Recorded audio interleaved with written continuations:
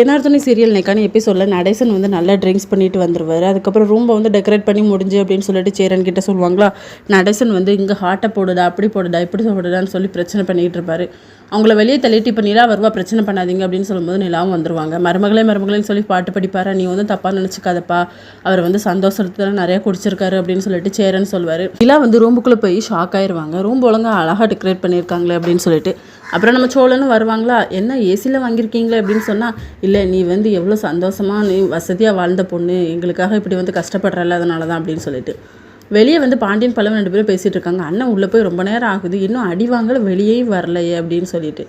சேரன்னு சொல்லுவார், அமைதியை படுங்கடா அப்படின்னு சொல்லிட்டு.